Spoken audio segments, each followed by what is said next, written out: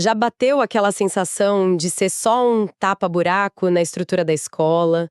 Aquela incerteza gigante de pisar na sala dos professores, sem saber exatamente quando um contrato vai acabar, ou se um resfriado mais forte pode simplesmente custar o emprego, sabe? É uma angústia constante, né?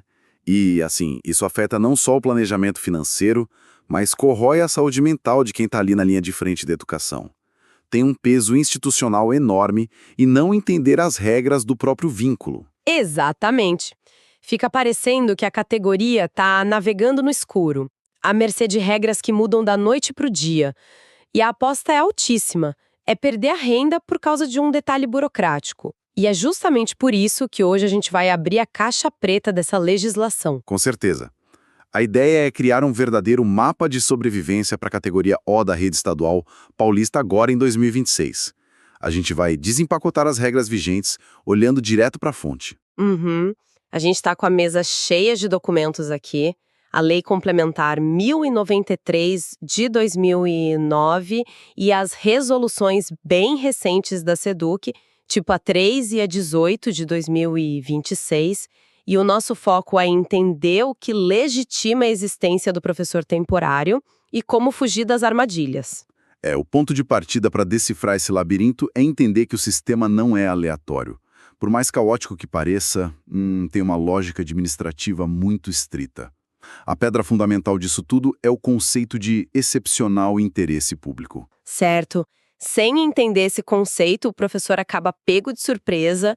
E olha, para a galera que acompanha essa nossa análise, vale lembrar que a informação é a melhor blindagem contra qualquer injustiça, né? Então, a gente sugere que todo mundo já deixe aquela curtida no vídeo e compartilhe o link com os colegas que dividem o giz e a lousa. Isso protege a carreira de todo mundo. É muito importante que essa informação circule, porque tem muita desinformação nas escolas. Demais. Então, começando pelo DNA da coisa, o que significa no papel e na prática ser da categoria O? Porque não é ter um cargo público de verdade, né? Não, de jeito nenhum. Se a gente for lá no artigo 1º da Lei 1093, fica muito claro.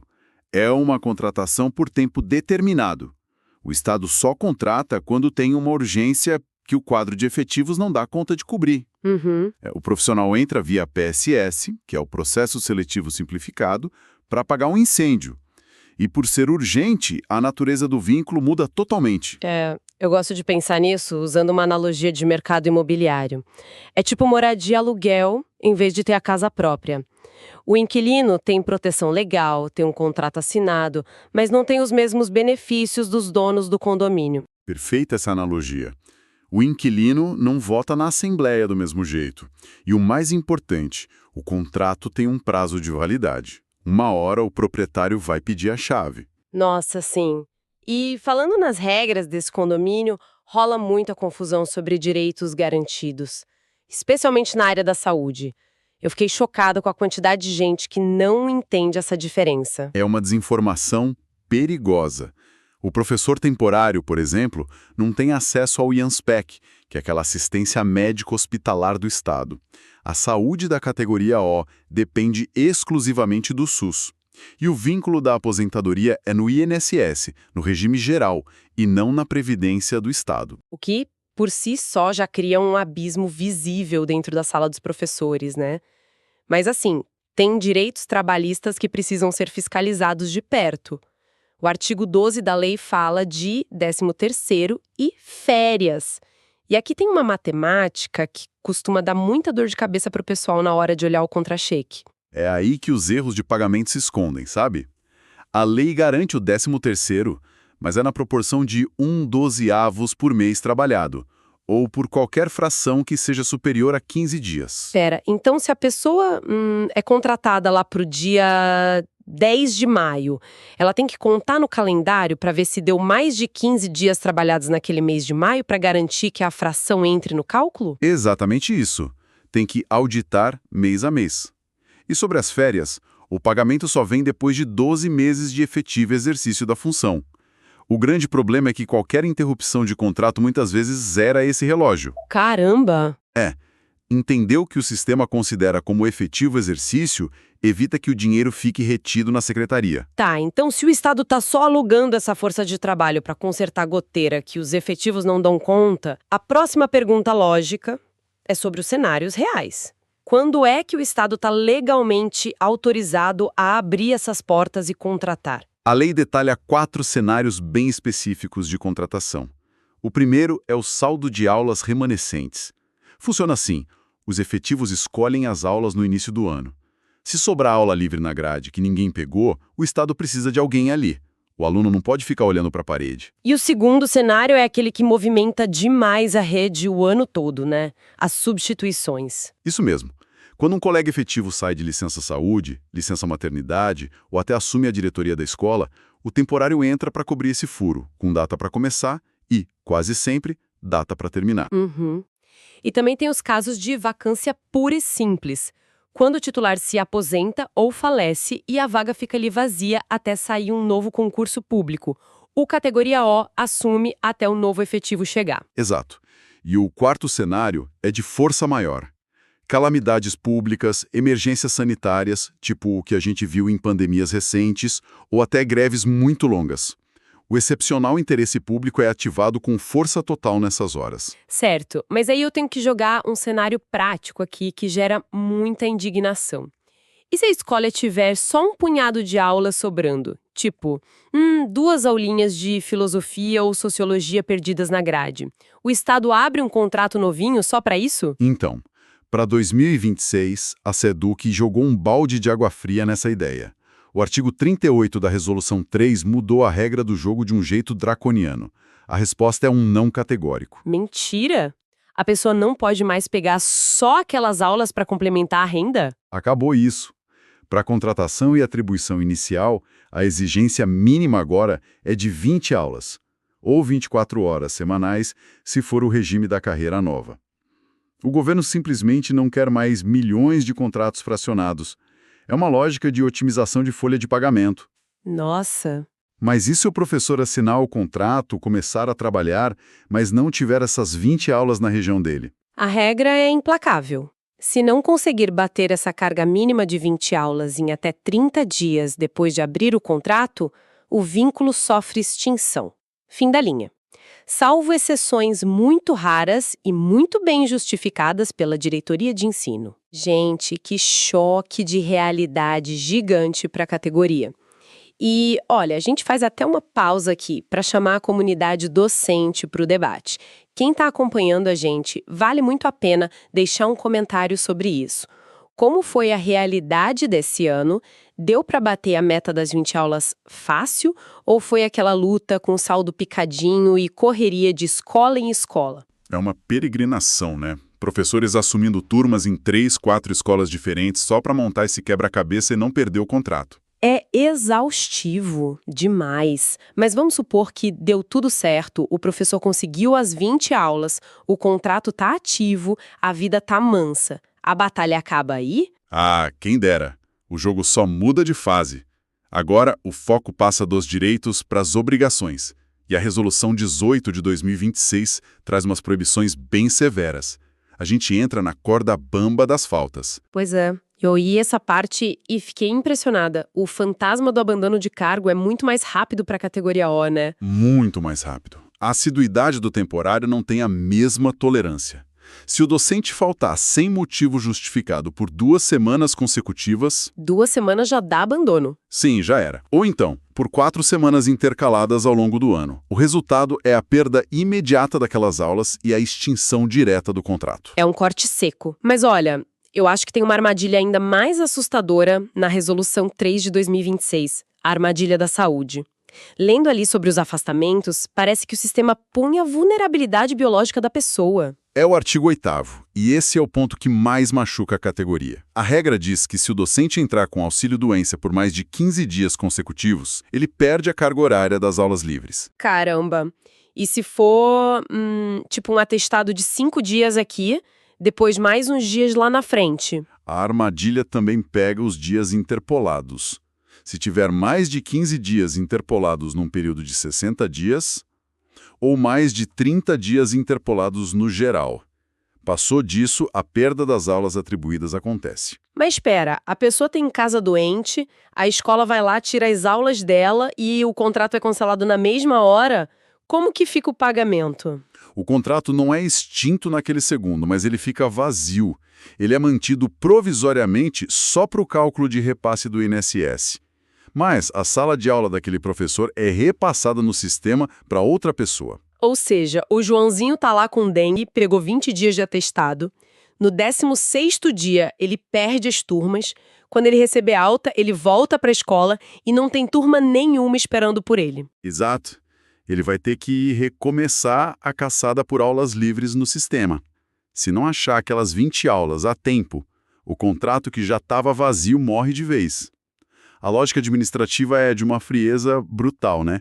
O Estado quer o aluno com o professor na sala, um temporário que fica doente gera a necessidade de outro temporário e a burocracia se recusa a sustentar isso.